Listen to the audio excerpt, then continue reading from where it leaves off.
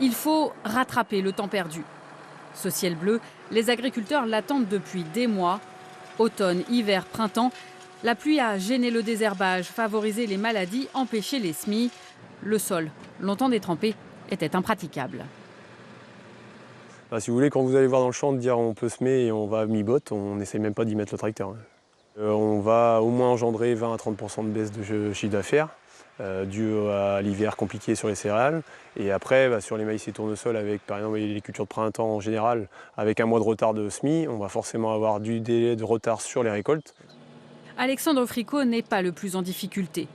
Il a pu échanger une partie de ses graines pour des variétés plus adaptées à la météo de cette année.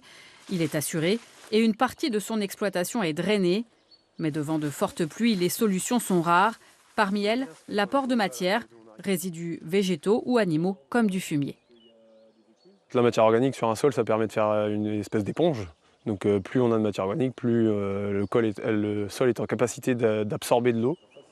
La pluie a aussi gêné le pâturage. L'herbe a poussé, mais les vaches auraient labouré les parcelles. Elles retrouvent les paddocks avec 2 mois de retard chez Anthony Moreau. Il a fallu compléter leur alimentation. C'est très frustrant de ne pas pouvoir sortir ces animaux, qu'on voyait des stocks d'herbe très importants, et puis avec des valeurs qui se dégradent forcément avec la pluie et le temps qui passe.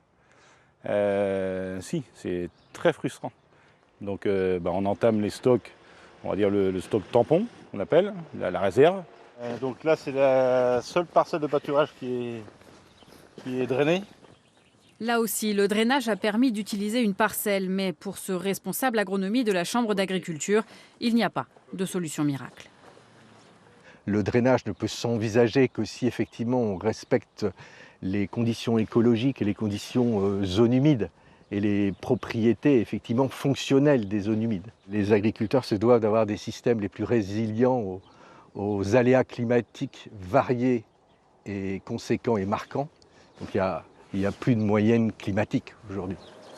Autrement dit, des systèmes diversifiés aux multiples leviers, capables de résister aux sécheresses comme aux pluies abondantes, par nature imprévisibles.